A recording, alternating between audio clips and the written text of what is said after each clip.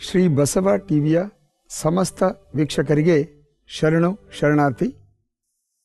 ಈಗ ಮನಸ್ಸು ಅಂದರೆ ಏನು, ಅದು ಹೇಗೆ ಆಗ್ತದೆ ಅದರ ಬಗ್ಗೆ ತಿಳ್ಕೊಳ್ಳೋಣ. ಅದಕ್ಕೋಸ್ಕರ ಏನನ್ನು ಮಾಡಬೇಕು ಅನ್ನೋದನ್ನು ತಿಳ್ಕೊಳ್ಳೋಣ. ನಿಮ್ಗೆಲ್ರಿಗೂ ಗೊತ್ತಿದೆ, ಮನಸ್ಸು ನಿರಂತರವಾಗಿ ಯೋಚನೆಗಳನ್ನು ಮೂಡಿಸ್ತಾ ಇರುತ್ತೆ.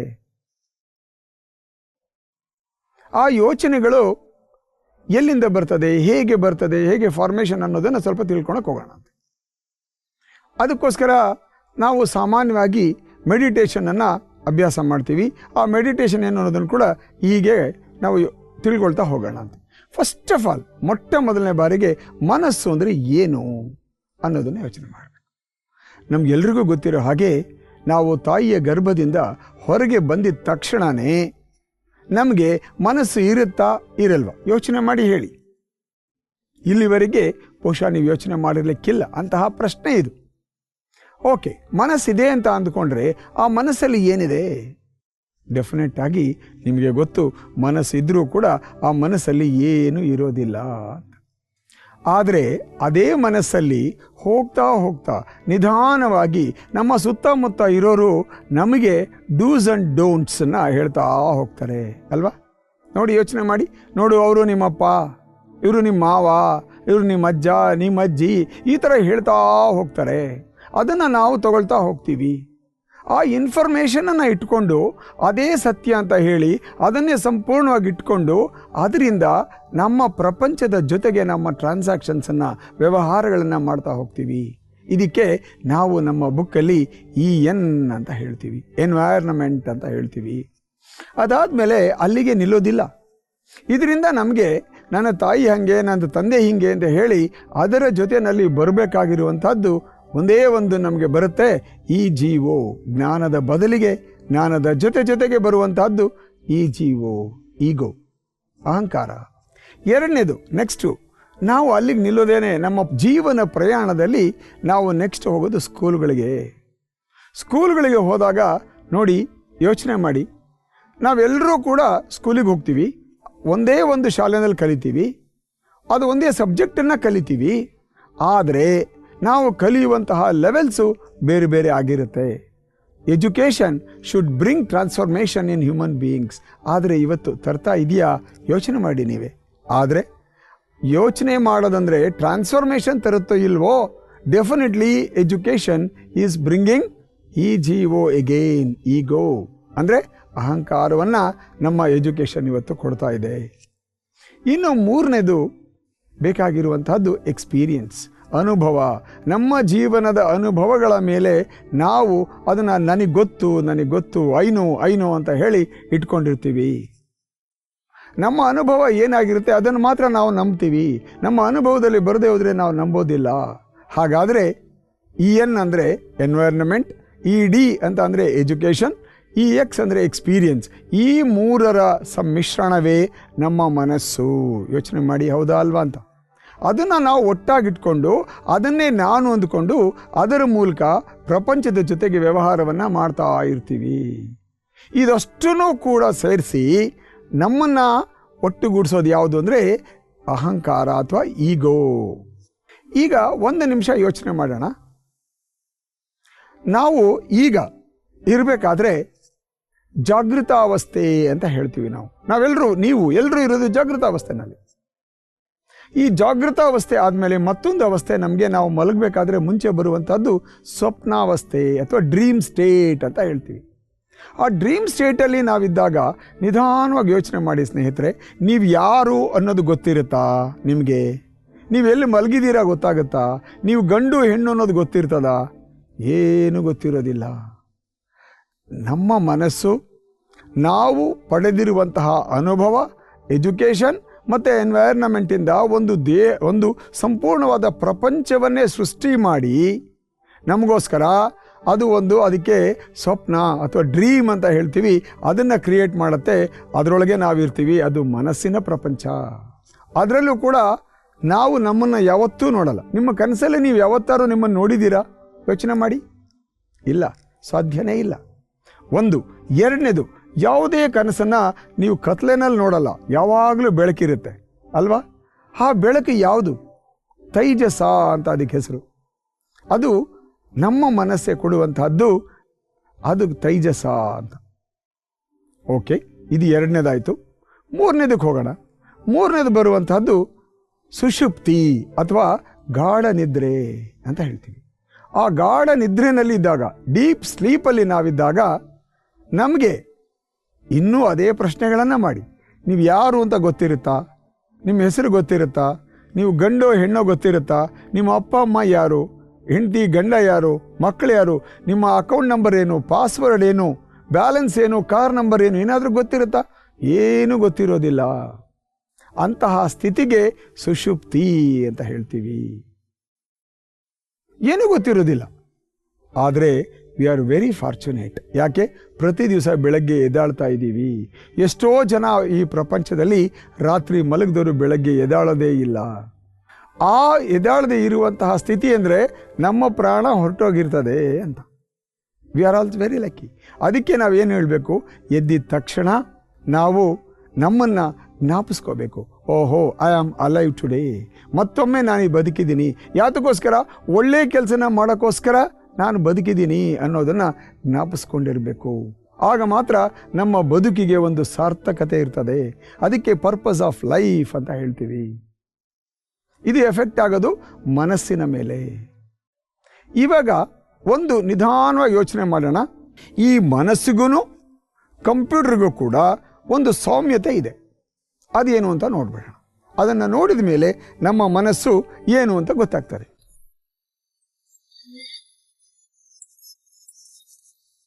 ನಮ್ಮ ಮನಸ್ಸು ಹಾಗೂ ಇವತ್ತಿನ ಮಾಡರ್ನ್ ಕಂಪ್ಯೂಟರ್ಗೆ ಏನು ಸೌಮ್ಯತೆ ಇದೆ ಅನ್ನೋದನ್ನು ನಾವು ಅದನ್ನು ಮಾಡಿ ನೋಡಿ ತಿಳ್ಕೊಳ್ಳೋಣ. ಆಗ ನಮಗೆ ಬಹುಶಃ ಈಸಿಯಾಗಿ ಅರ್ಥ ಆಗುತ್ತೆ. ಯಾಕೆಂದರೆ nowadays we learn everything through computer. Computer ಮೂಲಕ ಅಥವಾ ಕಂಪ್ಯೂಟರ್ಗೆ ಹೋಲಿಸಿದಾಗ ಬಹಳ ಈಸಿಯಾಗಿ ಅರ್ಥ ಆಗ್ತದೆ. ನೋಡಿ, ನಮ್ಮ ಮನಸ್ಸನ್ನು ನಾನು ಇಲ್ಲಿ ಒಂದು ಸ್ವಲ್ಪ ಇವತ್ತಿನ ಒಂದು ಕಂಪ್ಯೂಟರ್ಗೆ ಉದಾಹರಣೆಯನ್ನು ತೆಗೆದುಕೊಂಡು ನಿಮಗೆ ಎಕ್ಸ್ಪ್ಲೇನ್ ಮಾಡೋಕ್ಕೆ ಇಷ್ಟಪಡ್ತೀನಿ.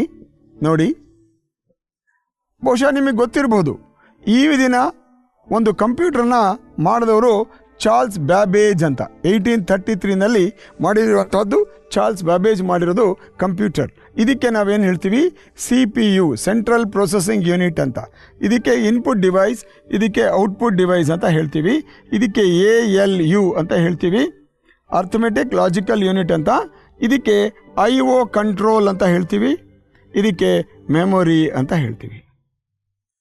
ಇದು ಯಾವಾಗಲೂ ಈ ಥರ ಇರ್ತದೆ.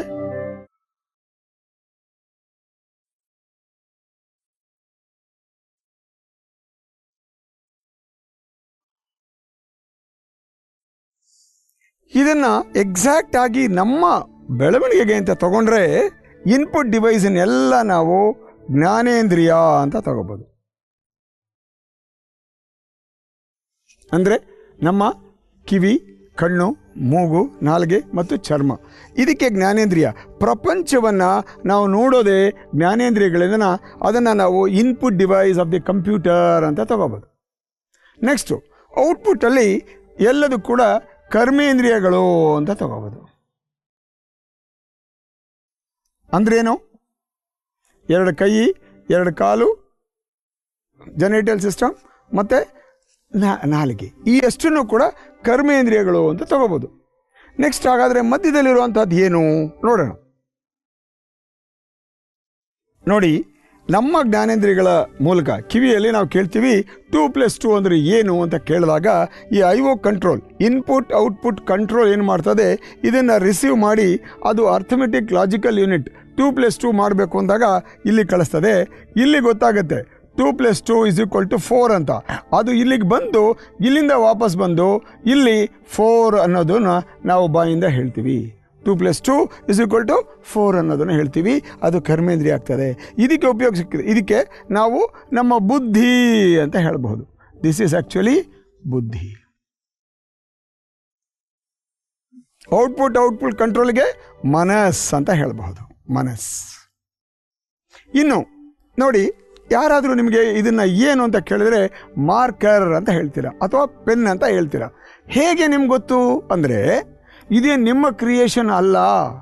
ಯಾವುದೋ ಒಂದು ಸಲ ನಿಮ್ಮ ಟೀಚರು ಅಥವಾ ಯಾರೋ ಒಬ್ಬರು ಇದನ್ನು ಮಾರ್ಕರ್ ಅಥವಾ ಪೆನ್ ಅಂತ ಹೇಳಿದಕ್ಕೋಸ್ಕರ ಹೇಳ್ತೀರ ಅಂದರೆ ಏನರ್ಥ, ನಮ್ಮ ಮೆಮೊರಿಯಿಂದ ಬರ್ತಾ ಇದೆ ಅಂದರೆ ಯಾವುದು, ಇಲ್ಲಿಂದ ಈ ಔಟ್ಪುಟ್ ಕಂಟ್ರೋಲು ಇಲ್ಲಿ ಕಳಿಸ್ತದೆ, ಇಲ್ಲಿಂದ ಅದು ಮೆಮೊರಿಯಿಂದ ಇಲ್ಲಿಗೆ ಬಂದು ಇಲ್ಲಿಂದ ವಾಪಸ್ಸು ಮಾರ್ಕರ್ ಅಂತ ಬರ್ತಿದೆ. ಅಥವಾ ಅವರು ಹೇಳೋರು ಮಾರ್ಕರ್ ಅನ್ನೋ ಬದಲಿಗೆ ಪಾರ್ಕರ್ ಅಂತ ಹೇಳಿದ್ರೆ ನೀವು ಪಾರ್ಕರ್ ಅಂತಲೇ ಹೇಳ್ತಿದ್ರಿ ಇವತ್ತು. ಅಂದರೆ ನಮ್ಮ ಮೆಮೊರಿ ಏನಿದೆ ಅದನ್ನು ಉಪಯೋಗಿಸ್ಕೊಂಡು ನಮ್ಮ ಜೀವನವನ್ನು ನಾವು ಸಾಗಿಸ್ತಾ ಇದ್ದೀವಿ. ಇದು ಮನಸ್, ಬುದ್ಧಿ, ಇದು ಚಿತ್ತ ಅಂತ ಹೇಳ್ತೀವಿ ನಾವು. ಯೋಗದಲ್ಲಿ ಇದಕ್ಕೆ ಚಿತ್ತ ಅಂತ ಹೇಳ್ತೀವಿ. ಇದಷ್ಟನ್ನು ಸೇರಿಸ್ರೆ ಮನಸ್ಸು, ಬುದ್ಧಿ, ಚಿತ್ತ ಇದು ಮೂರು ಸೇರಿದರೆ ಆಗುವಂಥದ್ದೇ ಅಹಂಕಾರ, ಅಹಂಕಾರ. ಇದು CPU ಇಸ್ ನಥಿಂಗ್ ಬಟ್ ಅಹಂಕಾರ. ಏನು ಹಾಗಂದರೆ ನಾನು ನನ್ನ ಬಗ್ಗೆ ಕೊಟ್ಟಿರುವಂತಹ ಒಂದು ಆಕಾರ.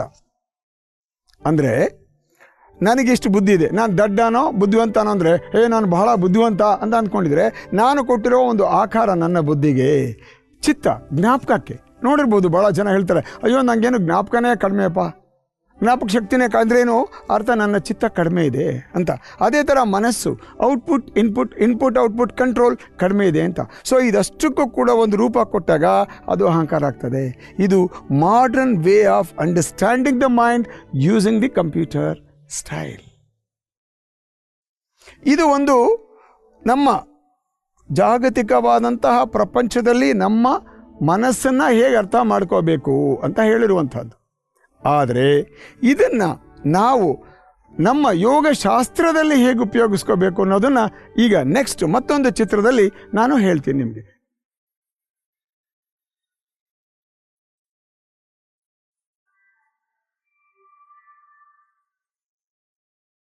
ಈಗ ಕಂಪ್ಯೂಟರ್ ಮತ್ತು ಮನಸ್ಸನ್ನು ನೋಡಿದಿರಿ.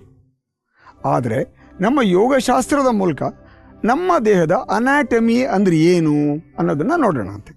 ಈ ಅನಾಟಮಿ ಹೇಗೆ ಬರುತ್ತೆ ಅಂತ ಅಂದರೆ,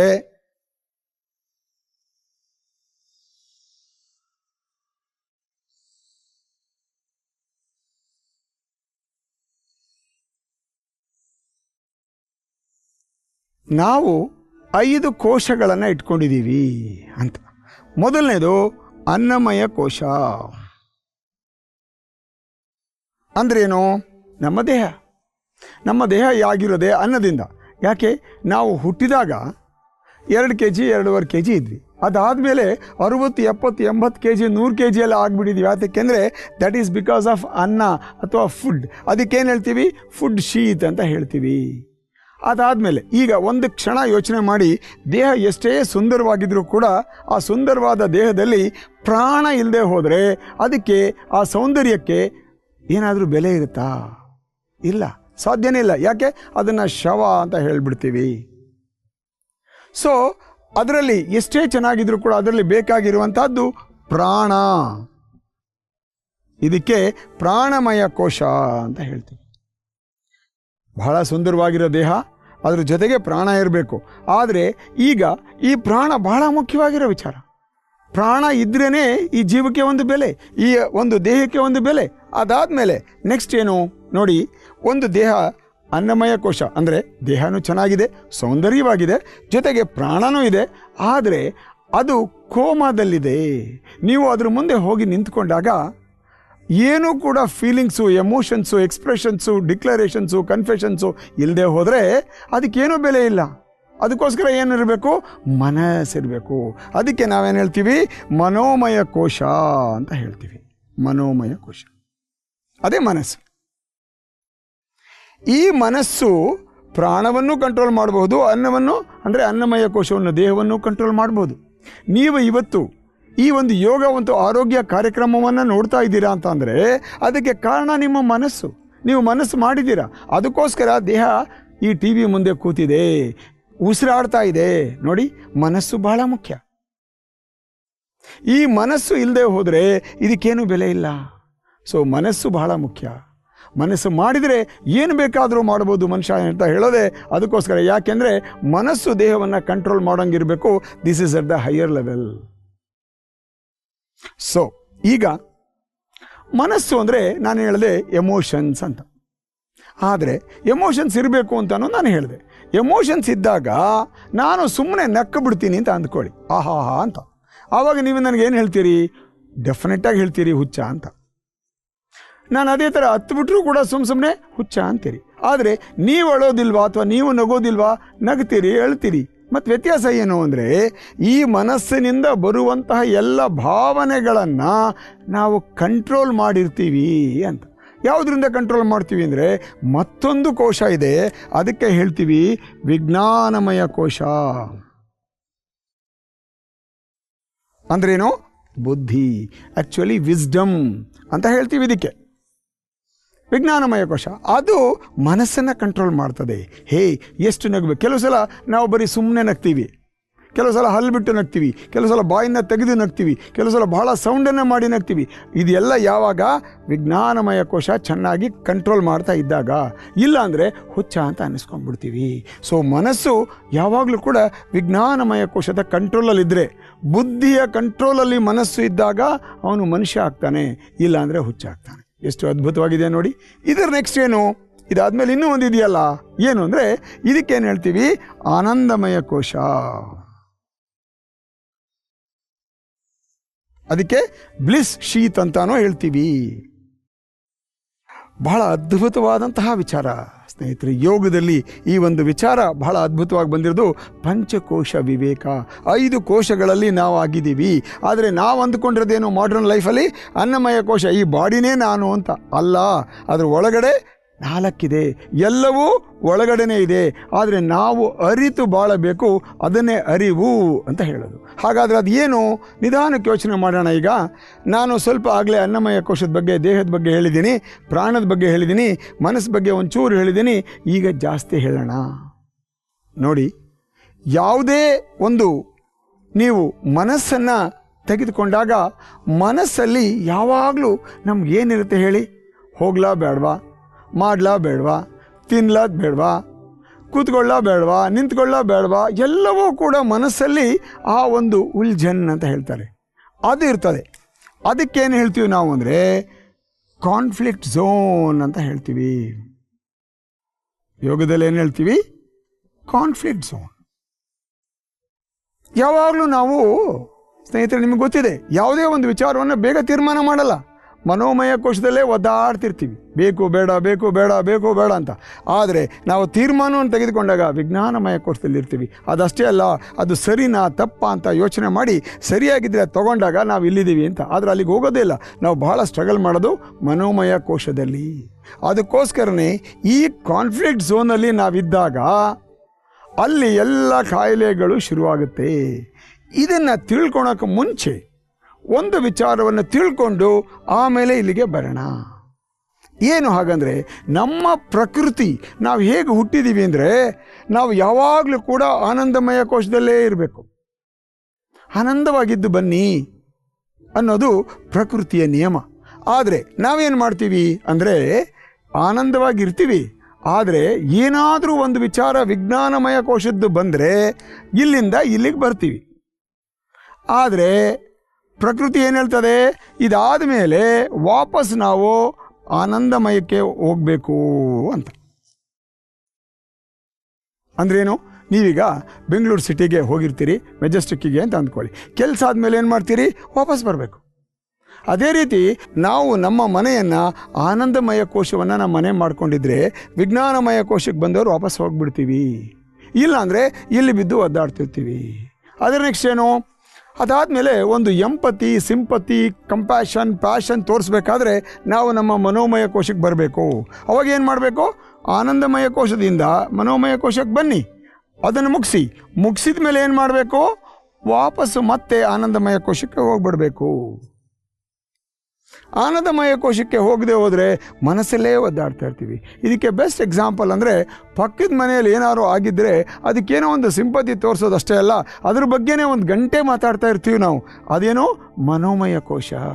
ಅಲ್ಲೇ ಬಿದ್ದು ಒದ್ದಾಡ್ತಾ ಇರ್ತೀವಿ, ವಾಪಸ್ ಹೋಗೋಕ್ಕೆ ದಾರಿನೇ ಗೊತ್ತಾಗ್ದಂಗೆ ಮಾಡ್ತೀವಿ. ಅದಾದಮೇಲೆ ಮತ್ತೊಂದಿದೆ, ಏನು? ಆನಂದಮಯ ಕೋಶದಿಂದ ಅನ್ನಮಯ ಕೋಶಕ್ಕೆ ಬರೋದು. ಏನೋ ನೆಕ್ಲೆಸ್ ತೊಗೋಬೇಕು, ಕಾರ್ ತೊಗೋಬೇಕು, ಆವಾಗ ಬಹಳಷ್ಟು ಚರ್ಚೆ ಎಲ್ಲ ಮಾಡ್ತೀವಿ. ಅದು ಅನ್ನಮಯ ಕೋಶದ ವಿಚಾರ. Any tangible things. ಈ ಪ್ರಪಂಚಕ್ಕೆ ಇರುವಂತಹದ್ದು ಎಲ್ಲ ಅನ್ನಮಯ ಕೋಶದ ವಿಚಾರ. ಇಲ್ಲಿ ಬಂದು ಏನಾಗ್ತೀವಿ, ನಾವು ದಾರಿನೇ ಮರ್ತು ಬಿಡ್ತೀವಿ, ಇದರಲ್ಲೇ ಬಿದ್ದು ಒದ್ದಾಡ್ತಾ ಇರ್ತೀವಿ. ಅದು ಅನ್ನಮಯ ಕೋಶದಲ್ಲಿರುವಂಥದ್ದು. ಆದರೆ ವಿಚಾರ ಏನು, ವಾಪಸ್ಸು ಹೋಗಿಬಿಡಬೇಕು. ಆ ಕೆಲಸ ಆದಮೇಲೆ ತಕ್ಷಣವೇ ಮೆಜೆಸ್ಟಿಕ್ ಹೋದವ್ರು ವಾಪಸ್ಸೇ ಬರಲ್ಲ, ಅಲ್ಲೇ ಇರ್ತೀವಿ. ಅವಾಗೇನಾಗುತ್ತೆ ನೋಡಿ, ಯೋಚನೆ ಮಾಡಿ. That is what we have to understand. ಆಗ ಏನಾಗುತ್ತೆ ಅಂತ ಬಂದಾಗ, ಈಗ ನೀವು ಮನಸ್ಸಿನ ವಿಚಾರಕ್ಕೆ ಬನ್ನಿ. ಇಲ್ಲಿ ಮನಸ್ಸಲ್ಲಿ ನಮಗೆ ಸ್ಟ್ರೆಸ್ ಶುರುವಾಗುತ್ತೆ. ಇಲ್ಲಿ ನಾವು ನೋಡಿರ್ತೀವಿ, ಯಾವುದೋ ನೆಕ್ಲೆಸ್ ತೊಗೊಂಡಿಲ್ಲ, ಆ ಥರದ್ದು ನಾವು ಕಾರ್ ತೊಗೊಂಡಿಲ್ಲ, ಈ ಥರದ ವಿಚಾರಗಳು ನಮ್ಮ ಮನಸ್ಸಲ್ಲಿ ಬಂದಾಗ ನಾವೇನು ಮಾಡ್ತೀವಿ ಅಂದರೆ, ಇಲ್ಲಿ ಮನಸ್ಸಿನಲ್ಲಿ ಗೊಂದಲ ಪ್ರಾರಂಭ ಆಗ್ತದೆ. ನಮ್ಮ ವಿಜ್ಞಾನಮಯ ಕೋಶಕ್ಕೂ ಜ್ಞಾನಕ್ಕೂ ಮನಸ್ಸಿಗೂ ಗುದ್ದಾಟ ಒಳಗಡೆ. ಅದರ ಕಾರಣನೇ ಇಲ್ಲಿ ಆಗುವಂತಹದ್ದು ಆಧಿ. ಆದಿ ಅಂದ್ರೇನು? ಜನನ. ಫಸ್ಟ್ ಮೊದಲನೇದಾಗಿ ಸ್ಟ್ರೆಸ್ಸು ಪ್ರಾರಂಭ ಆಗೋದೇ ಇಲ್ಲಿ ಕಾನ್ಫ್ಲಿಕ್ಟ್ ಝೋನ್. ಬಹಳ ಹುಷಾರಾಗಿರಬೇಕು ಸ್ನೇಹಿತರೆ. ನಾವು ಇಲ್ಲಿ ಯಾವಾಗಲೂ ಇಲ್ಲದೆ ಹೋದರೆ ಅಥವಾ ಇನ್ನೆಲ್ಲೆಲ್ಲೋ ನಾವು ಟೈಮ್ ಕಳೀತಾ ಇದ್ದರೆ ಆದಿ ಈ ಕಾನ್ಫ್ಲಿಕ್ಟ್ ಝೋನಲ್ಲಿ ಶುರುವಾಗುತ್ತೆ.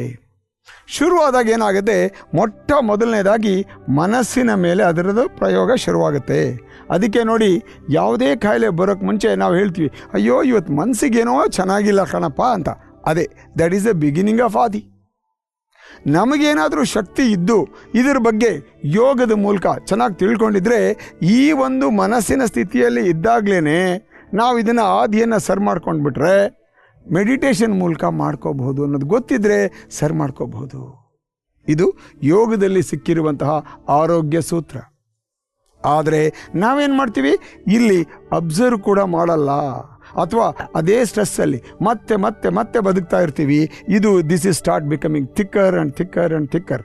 ಅವಾಗೇನಾಗುತ್ತೆ, ಇದು ಈ ಆದಿ ಇಲ್ಲಿ ಮನಸ್ಸಿಗೆ ಬಂದಿರೋದು ಸೀದಾ ಪ್ರಾಣಮಯ ಕೋಶಕ್ಕೆ ಬರುತ್ತೆ. This is another interesting thing. ನೀವು ಇವಾಗಲೂ ಕೂಡ ಇದನ್ನ ಇಟ್ಕೊಂಡು ನೋಡಿ, ಎಡಗಡೆನೋ ಬಲಗಡೆನೋ ಒಂದು ಕಡೆ ಬಹಳ ಡಾಮಿನೇಟಿಂಗು ಸ್ಟ್ರಾಂಗ್ ಆಗಿರ್ತದೆ. ಅಂದರೆ ಅರ್ಥ, ನಿಮ್ಮ ಎಡ ಬ್ರೈನ್ ಅಥವಾ ಬಲ ಬ್ರೈನು ಸ್ಟ್ರಾಂಗ್ ಆಗಿದೆ ಅಂತ. ಹಾಗಿದ್ದಾಗ ಬಲಭಾಗದ ಬ್ರೈನು ನಿಮ್ಮದು ಸ್ಟ್ರಾಂಗ್ ಆಗಿದ್ದಾಗ ನೀವು ಎಮೋಷನಲ್ ಆಗಿರ್ತೀರಾ, ಯುವರ್ EQ ಈಸ್ ಹೈ. ನಿಮ್ಮ ಎಡಭಾಗದ ಬ್ರೈನು ಸ್ಟ್ರಾಂಗ್ ಆಗಿದ್ದಾಗ ಅದಕ್ಕೆ IQ ಈಸ್ ಸ್ಟ್ರಾಂಗ್ ಅಂತ ಹೇಳ್ತೀವಿ.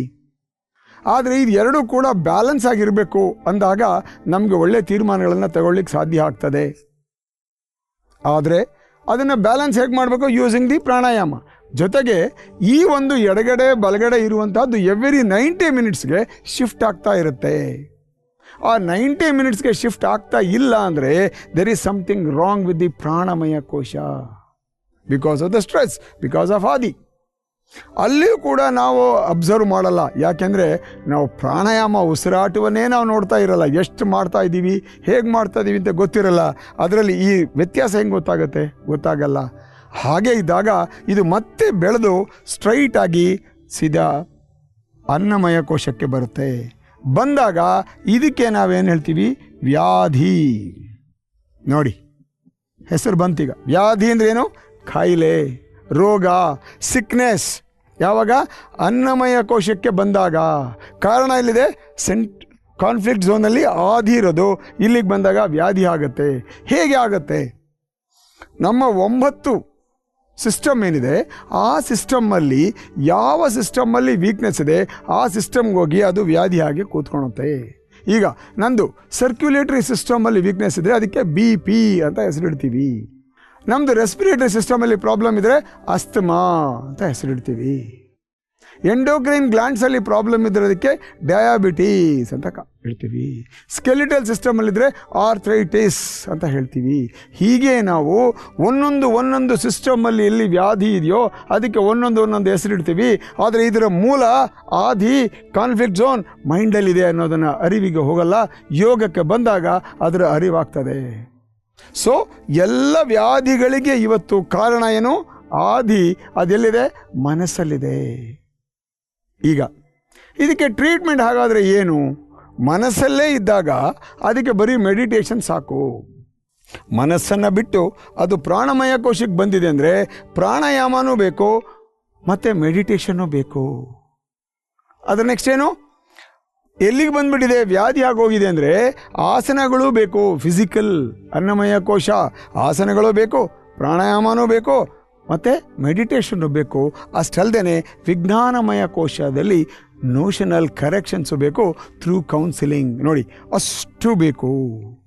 ಇದಿಷ್ಟು ಬೇಕಾದಾಗ ಅದಷ್ಟನ್ನು ನಾವು ಕೊಡ್ತಾ ಇದ್ರೆ ಅದಕ್ಕೇನು ಹೇಳ್ತೀವಿ, integrated approach of yogic therapy, IAYT ಅಂತ ಹೇಳ್ತೀವಿ. Integrated approach of yoga therapy. ಯೋಗ ಚಿಕಿತ್ಸೆಯ ಸಮಗ್ರ ದೃಷ್ಟಿ ಇದರಲ್ಲಿ ಬೀಳ್ತದೆ. ಇದಷ್ಟಕ್ಕೂ ಕೂಡ ಯೋಗದಲ್ಲಿ ಒಂದು ವಿಚಾರಗಳನ್ನು ನಾವು ತಿಳ್ಕೊಂಡಾಗ ಮಾತ್ರ ಸಾಧ್ಯವಾಗುತ್ತೆ.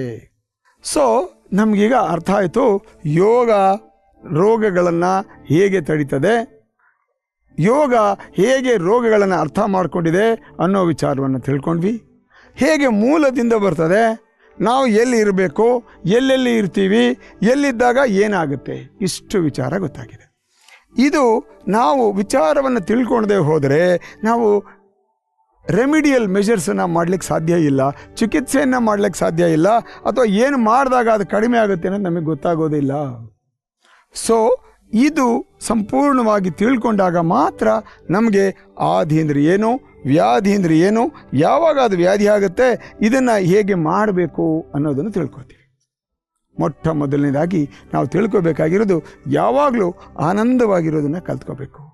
ಯಾವಾಗಲೂ ಆನಂದವಾಗಿದ್ದರೆ ನಮಗೆ ಅಷ್ಟೇ ಸಾಕು, ನಮಗೆ ಎಷ್ಟೋ ಕಾಯಿಲೆಗಳು ಬರೋದೇ ಇಲ್ಲ. ಆದರೆ ನಾವಿರೋದೆಲ್ಲಿ, ಕಾನ್ಫ್ಲಿಕ್ಟ್ ಝೋನ್.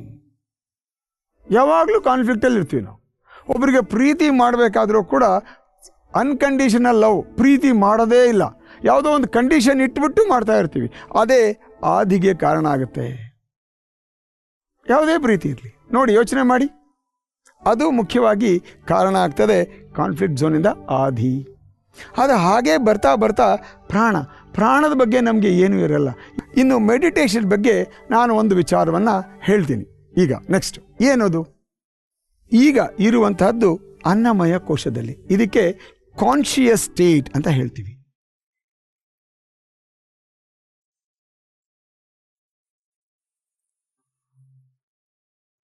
ಜಾಗೃತಾವಸ್ಥಾ ಅಂತ ಹೇಳ್ತೀವಿ ಅನ್ನಮಯ ಕೋಶದಲ್ಲಿದ್ದಾಗ. ಮನಸ್ಸಿಗೆ ಬಂದಾಗ ಡ್ರೀಮ್ ಸ್ಟೇಟ್ ಅಂತ ಹೇಳ್ತೀವಿ ನಾವು. ಇಲ್ಲಿದ್ದಾಗ ಸುಷುಪ್ತಿ ಅಂತ ಹೇಳ್ತೀವಿ ನಾವು, ಅಥವಾ ಡೀಪ್ ಸ್ಲೀಪ್ ಅಂತ ಹೇಳ್ತೀವಿ. ಇಲ್ಲಿ ಡ್ರೀಮ್ಗೆ ಸ್ವಪ್ನಾವಸ್ಥೆ ಅಂತ ಹೇಳ್ತೀವಿ. ಮೆಡಿಟೇಷನ್ ಅಂತ ಅಂದರೆ ಏನು ಅಂತ ಬಹಳ ಸಂಕ್ಷಿಪ್ತವಾಗಿ ಇವತ್ತು ತಿಳ್ಕೊಂಬಿಟ್ರೆ ನಾಳೆ ವಿಸ್ತಾರವಾಗಿ ತಿಳ್ಕೊಳ್ಳಿಕ್ಕೆ ನಮಗೆ ಅನುಕೂಲ ಆಗ್ತದೆ. ನಾವು ಬೆಳಗ್ಗೆ ಎದ್ದಿದ್ದ ತಕ್ಷಣ ಆನಂದಮಯ ಕೋಶದಿಂದ ನಿಧಾನಕ್ಕೆ ಒಂದೊಂದೇ ಕೋಶಗಳಿಂದ ಇಲ್ಲಿಗೆ ಬರ್ತೀವಿ. ಅದು ನಾವು ಎದ್ದಿದ ತಕ್ಷಣ ಬರೋದ್ರಿಂದ ಇಲ್ಲಿಗೆ ಬರ್ತೀವಿ. ಆದರೆ ನೈಟ್ ನಾವೇನು ಮಾಡ್ತೀವಿ, ಸೀದಾ ಮತ್ತೆ ವಾಪಸ್ಸು ಆನಂದಮಯ ಕೋಶಕ್ಕೆ ಹೋಗಿ ಮಲ್ಕೋತೀವಿ. ಇಲ್ಲಿಗೆ ಬಂದಾಗ ಇದಕ್ಕೇನು ಹೇಳ್ತೀವಿ, ಮ್ಯಾನಿಫೆಸ್ಟ್ ಸ್ಟೇಟ್, ಯುಕ್ತ. ಇಲ್ಲಿಗೆ ಬಂದಾಗ ಅವ್ಯಕ್ತ. ಇದು ವ್ಯಕ್ತ ಸ್ಥಿತಿ, ಇದು ಅವ್ಯಕ್ತ ಸ್ಥಿತಿ. ಅವ್ಯಕ್ತ ಸ್ಥಿತಿಗೆ ನಾವು ಪ್ರತಿ ದಿವಸ ನಿದ್ದೆ ಮಾಡೋಕ್ಕೆ ಇಲ್ಲಿಗೆ ಹೋಗಲೇಬೇಕು. ಯಾಕೆ, ಒಂದು ದಿವಸ ನಿದ್ದೆ ಮಾಡಿದ್ರೆ ನಿಮಗೆ ಗೊತ್ತು ಎಷ್ಟು ಕಷ್ಟ ಆಗುತ್ತೆ ನೆಕ್ಸ್ಟ್ ಡೇ ಅಂತ. ಅದಾದಮೇಲೆ ಎರಡನೇ ದಿವಸನೂ ನಿದ್ದೆ ಬರೆದ್ರೆ ಎಷ್ಟು ಕಷ್ಟ ಆಗುತ್ತೆ ಅಂತ ನಿಮಗೆ ಗೊತ್ತು. ಅದಕ್ಕೋಸ್ಕರನೇ ನಮಗೆ ಒಂದು ಸೃಷ್ಟಿಯಲ್ಲಿ ಹೇಗೆ ನಮ್ಮ ದೇಹ, ನಮ್ಮ ಮನಸ್ಸು, ನಮ್ಮದೆಲ್ಲ ಆಗಿದೆ ಅಂದರೆ ನಾವು ಯಾವಾಗಲೂ ಅನ್ನಮಯ ಕೋಶದಲ್ಲಿ ಇರೋಕ್ಕೆ ಸಾಧ್ಯ ಇಲ್ಲ. We have to go every day to anandamaya ಕೋಶ.